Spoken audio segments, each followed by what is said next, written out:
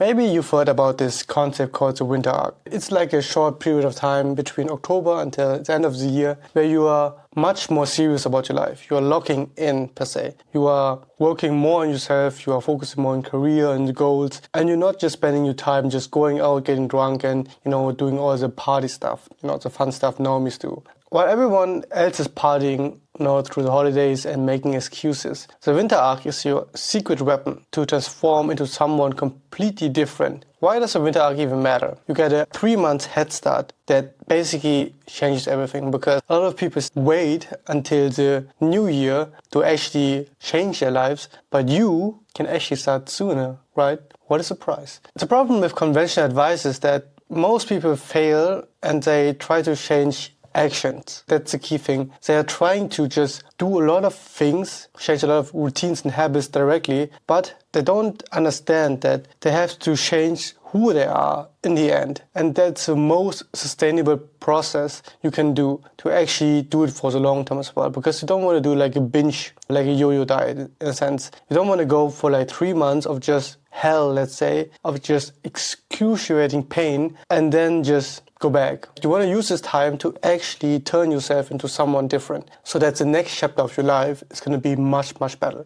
So what is then the solution? It is, well, you need to become a different person. You need to transform your identity. You need to kill your old self to become a new, different person. And that's what we're going to talk about. We're going to talk about the chain reaction, how transformation really works. I'm going to go into detail later. And then I'm going to give you some actionable advice, some things you could actually do. So what is the problem with conventional advice? Most advice is pretty generic. You should wake up at like 4 a.m. in the morning, you should hit the gym like twice a day. It's similar to the 75 hard challenge, which I think is quite ridiculous. It kind of talks about grinding and hustling and working for like a long amount of time. And don't get me wrong, you need to work to actually get the things you want. But at the same point, you also want to be productive in the things you're doing. Meaning a lot of people just work 16 hours a day, a long amount of time, but they don't produce anything. For example, if you're a YouTuber and you work 16 hours a day, but you don't upload one video a week, like minimum, then you're doing something wrong. And that's like the approach, like that's a fate, I would say, a lot of people have when it comes to being productive. They work a lot, they spend a lot of time, they invest a lot of time, but they are not producing a lot, and that is a key problem. Now, also, typical advice is just cut out all of the fun. Just have no fun at all. Just be at home, be miserable, to be honest, and yeah, go full monk mode, talk to no one. Don't go out, don't do whatever.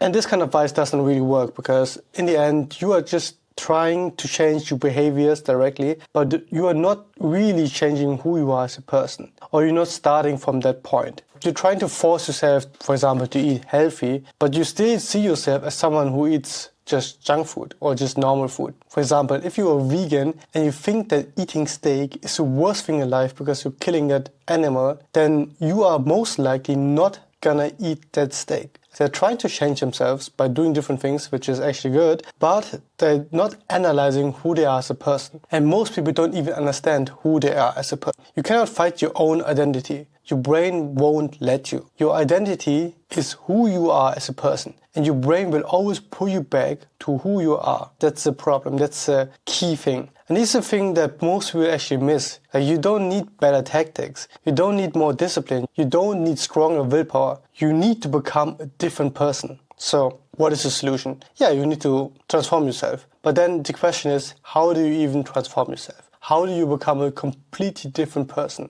So here's how transformation actually works. Someone who sees themselves as a healthy person doesn't force themselves to eat well. They just want to eat healthy because that's who they are. If you are someone who doesn't smoke, then you're not going to see yourself as a smoker. So it's going to be super easy to not smoke, right? Like, if you see yourself as whatever type of person, then it's going to be super, super difficult to quit that bad habit. And this is the key point about the winter arc. You need to become a new person, a new different version of yourself, like an upgraded version that you can take over to the next year. That's why the winter arc is so important. You need to kill your old self, you need to be reborn, and you need to transform your identity. And when you do this, everything changes. Like, the actions that felt impossible become natural because you are now him. Like, you are now that person, you are now that guy. You're not just fighting yourself anymore, you are the new you. I wrote that down. So yeah. So how does transformation actually work? Most people think transformation works like this. Okay, you try something, you do something, and then you get some results. But this is not exactly how it works. So here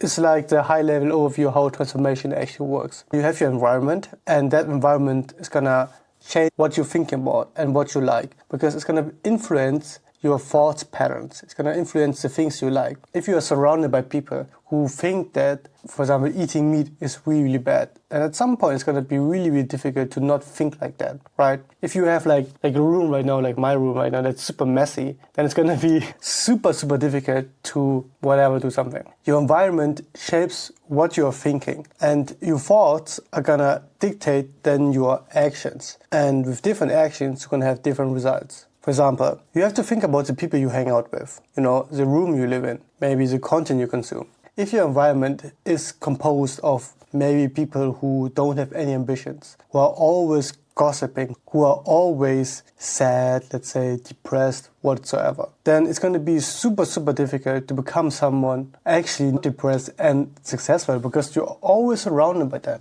And I think this is something that people understand. For example, if you want to go to the gym and you want to go more consistently, if your gym is like 2 hours or even 1 hour, it's going to be much, much more difficult to go to the gym, because there's so much barrier in between going to the gym. Just the amount of time you have to travel to go there, have your workout, and then go back is such a bad environment to be in. If your gym is like 5 minutes away from your home, it's going to be so much easier to stick to your goals. And I think having that design is super important. It's not just about the people, the content you consume. It's just the overall environment, right? Where do you work? Where do you live? Where do you walk? You have to be super conscious about the things you are surrounded by, and think about the things that are actually pushing you forward and the things that are actually pushing you downwards. So your environment is one of the most important things you need to take care of. If you live in a shitty neighborhood, it's going to be so difficult to get out of that neighborhood. Your environment is going to shape your thoughts and who you are as a person, like your mental frameworks, your mental patterns, the things you're thinking. And once you are a certain person, your thoughts automatically match that identity. Identity is like the core of all transformations. You have to change your identity, how you see yourself, what your thoughts are, right? You have to change how you think and how your brain operates. Because if you're able to change your ideas and the things you're thinking, it's going to be much easier to do different things. For example, if you think that being overweight is one of the worst things in life, then you are not going to be overweight, because even if you gain weight, you're just going to do things, maybe go running, do cardio, whatever, or just skip meals just to be lean again. And that's the thing. It's all about your mind. It's all about who you see yourself as a person. And it's all about what you think is right or wrong.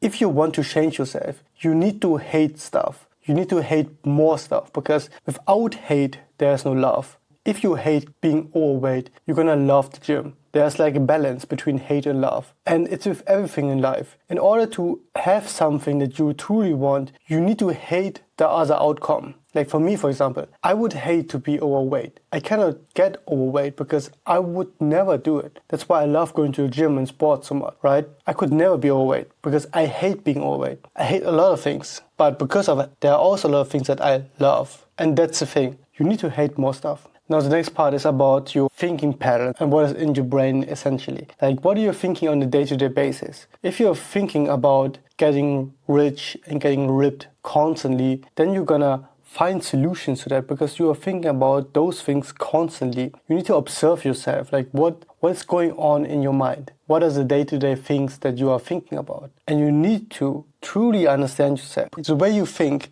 is going to shape your actions. What you think determines what you do. If you think like a disciplined person, you act like a disciplined person. If you think like a lazy person, you act like a lazy person. You cannot think one way and act another way for very long. Eventually, your actions will match your thinking patterns. But here's what most people miss. You can actively shape your thoughts. You can make certain actions feel morally wrong to you. For example, vegetarians. Why don't vegetarians eat meat? Is it willpower? They genuinely believe eating meat is wrong. They see it as like murdering animals. They have a moral compass that tells them that this is bad. So they don't eat meat, not because they're trying hard, because the thought of eating meat is repulsive to them. You need to create the same moral compass for your bad habits. If you're still doing something you say you don't want to do, your perception of it isn't negative enough. You don't actually think it's bad. For example, let's say you want to stop being lazy and stop scrolling on social media all day, but you still do it. Why? Because deep down you think it's maybe not ideal, or maybe I shouldn't do it, but that's not a strong enough reason to stop doing it. What if you truly believe that being lazy and wasting time was as bad as murdering someone? You wouldn't do it ever, right? And I know it sounds really extreme. This example is super extreme. But you need to see it like that. If there are things you're doing on a day-to-day basis that are not good for you, then maybe your perception of that is not negative enough. And you need to make it much more negative by thinking about all the things, how that activity actually hurts you. And after all of that, if you have the right thinking patterns, it's going to be so much easier to actually do the right things. And this is like the chain reaction,